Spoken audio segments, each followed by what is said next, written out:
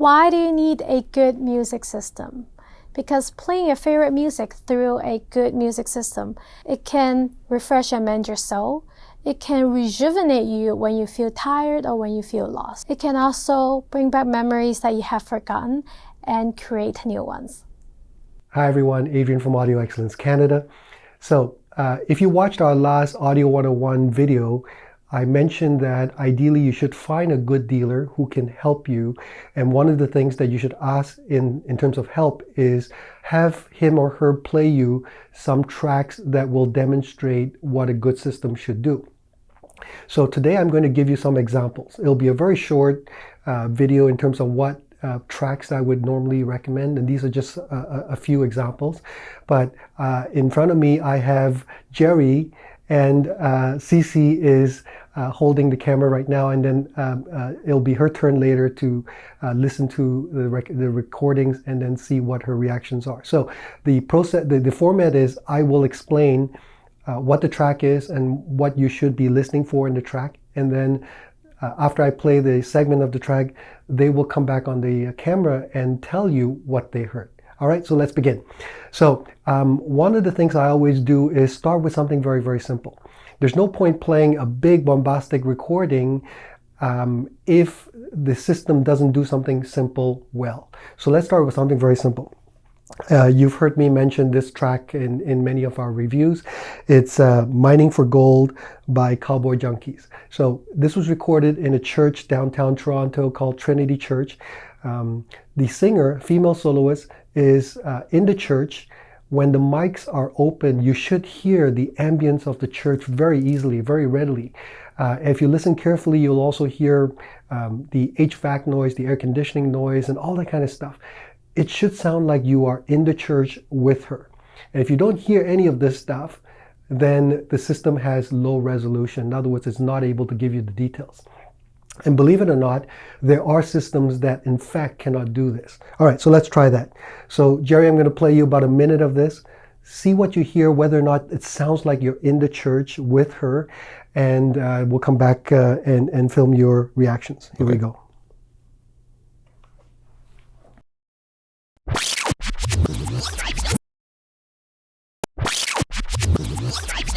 All right, so we've just played a segment of this song. Let's see what Jerry thinks. So Jerry, I obviously haven't told you what to say, what to think, Nope. what to hear. What did you think? So first of all, it actually took me a few seconds to kind of see/hear the singer. At first, it was a lot of sound at me, and then after a few seconds, a person kind of appeared.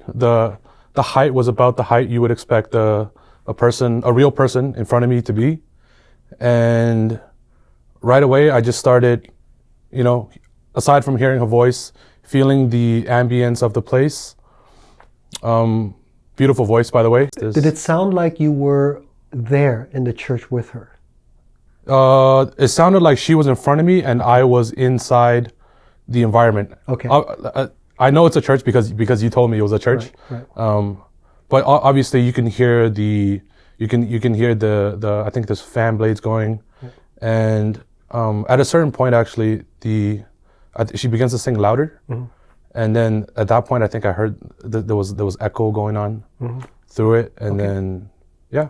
Good. All right. So that's how we normally start, with something very simple. And if the speakers completely, well, actually, that's a good question to ask. At any point, did you think that her voice sounded like it was coming out of the speakers, or was the voice centered between the speakers? The entire time the person was centered. Okay. It was good. Yes. So that, by the way, is a phenomenon we call imaging, where the speakers completely disappear, and what you hear is just an illusion that's created by the system. This can be important in terms of being able to allow your brain to forget that you're actually listening to a system. All right, so now we're going to try something a little bit more complicated. So I'd like to play something where if it is able to do something simple well, then let's try something a little bit more challenging. So this particular recording is Christian McBride. He's a double bassist. He plays a double bass.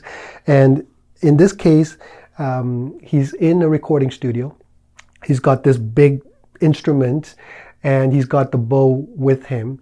So listen to how, as he's playing, he starts off reasonably mellow, and then he starts playing much more vigorously. He's going to take his bow and start playing very hard on the strings. See if you can actually easily visualize him doing that. And then at that one point, he takes his bow and he starts slapping the strings. And again, see if you can visualize that. And then notice whether or not you hear the dynamic changes. What I mean by that is that the volume goes from relatively soft to substantially louder. That's what we call dynamic contrast. Okay, let's do that now.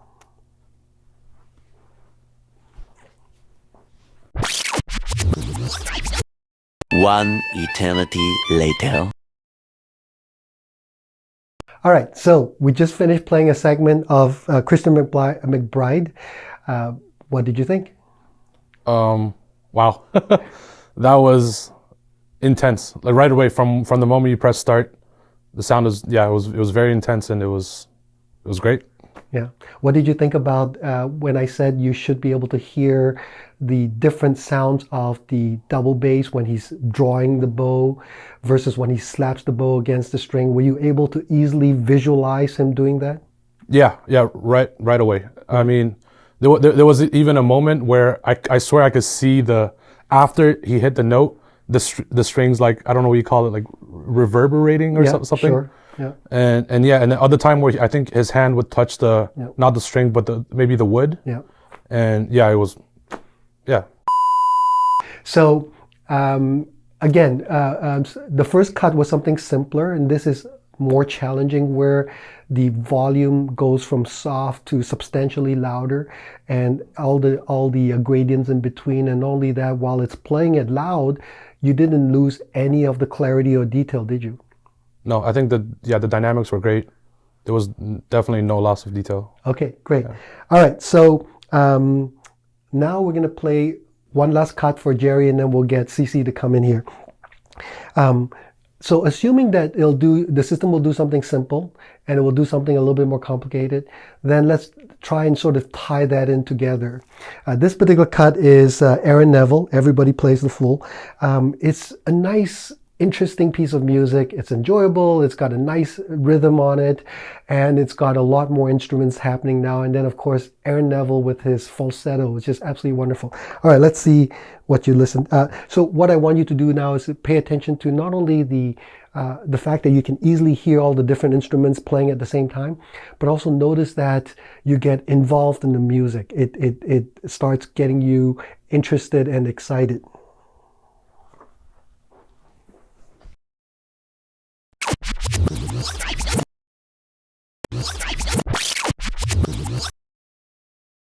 Okay, so what are your reactions to this piece of music?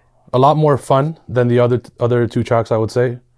The sound staging, not imaging, but sound staging, I thought it was great. You could tell different instruments were different places, and the singer was again in a different place. And I thought it sounded great. It was a fun song. All right, so we'll get to sound staging with CC in a separate cut. But sound staging is essentially, anyway, we'll get to that in a moment. All right, so that's it for Jerry. So now we're going to cut and we'll get CC involved. All right, thanks.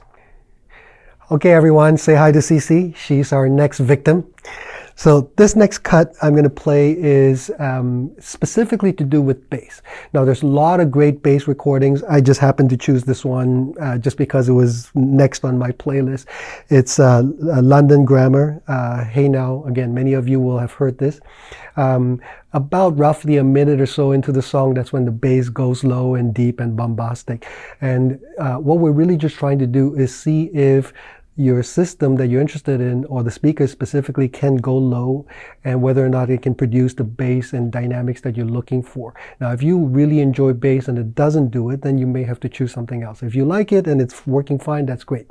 All right, so let's try that, CC. Again, all we're looking for at this point is just whether or not the bass was impressive to you.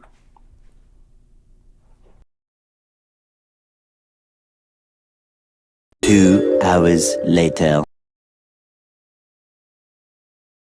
All right, so we just played a segment of Hey Now with London Grammar. So approximately about a minute 20 or so into the song. So they start off the song initially without the deep bass, right? So you sort of get a chance to hear the contrast before and after.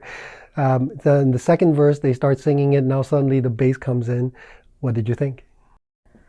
Wow, so instantly I felt the beginning of the song, it was very beautiful with the vocals.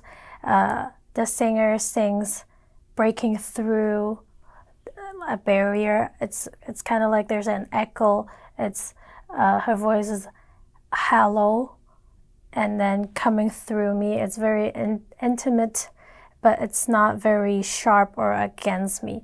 And then when the bass came in, the whole room was kind of like in a vibration.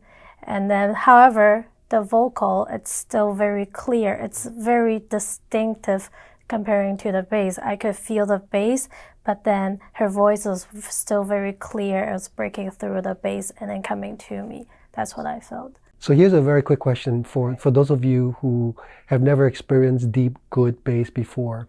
So the first part of the song that I played you had no bass, right? Yep. And it was still a very good song. And then suddenly they decided to mix in the bass. Yeah. And now imagine if your speakers couldn't do the bass. So in other words, the whole song you're going to be listening to just like the first part of this song. Imagine how different the interpretation of the song is. You're now missing so much of that performance, of the recording that the producer wanted you to hear, right? Obviously the producer wanted you to feel enveloped by that bass, blown away by how strong that bass wave is. And this particular recording does have some very deep bass. So be careful, by the way, if you're doing a demo with this particular recording, make sure you don't overplay it to the limit of the speakers. All right, so we'll do one last track for this. So we talked earlier, Jerry was mentioning about soundstage. This recording has very good soundstage. It's True Love Ways by Buddy Holly and the Crickets. It was recorded back in the 50s, I think. Very simple recording, done in a recording studio. Buddy Holly is getting ready to play, to sing. And so the producer has decided to leave in the noise and so on before the actual recording starts. So if you listen to it right at the beginning, you'll hear the pianist play a little bit of notes just to get ready, and the instruments and the other musicians are doing the same thing. And then the producer says, "Okay, Charlie." And then the pianist plays the note. And the note is to give Buddy Holly the tone or the pitch so that he knows what key to sing. And then once you start listening, you'll notice that the speakers completely disappear. Buddy Holly, you're transported into the recording studio, and everything is as it should be. But contrast that sound to the beginning before the music plays, and how completely live it sounds in the original part of it. All right, let's try that.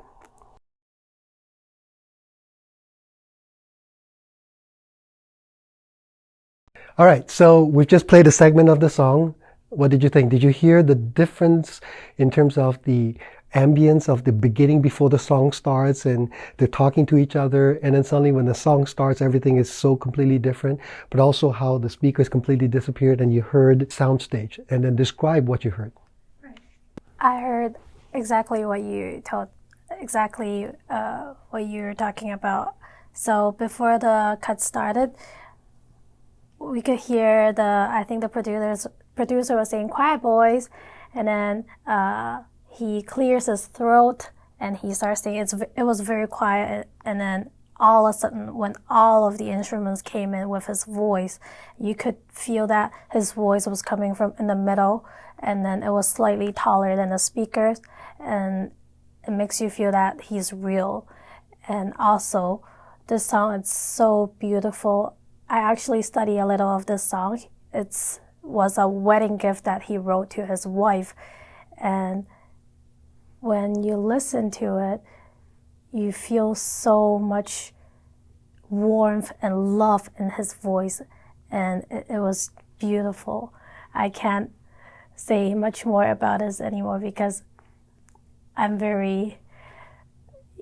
get very emotional. Oh, that's great. Well, that's what a good system and good music should do. It should turn on different emotions within you. And if it doesn't do that, and by the way, that's the other part I'm going to leave with you. So this demonstration portion is done. The next section that you should do on your own is play your music. Music that you've always enjoyed. Music that turns on the different emotional states that you have. And see if the system will do that still for you. And if it doesn't, then you need to get some guidance from the the dealer and ask why. Now, sometimes it's because the recording is so bad, want a good system, it just unfortunately doesn't work out very well. Other times it's also that the artist that you thought was so great, turns out that the artist is actually not that great. And a good system shows you that, you know, they're just auto-tuning the song all the way through, and suddenly you realize this person has no talent, and that's why you're no longer all that interested in the music. But then there are other times where it truly is an inspired recording. The musicians are great, and even if the recording is not that great, but because the musicianship is so good and the song is so well written, that you get reduced to goosebumps. That's right. Even when the recording's not that great.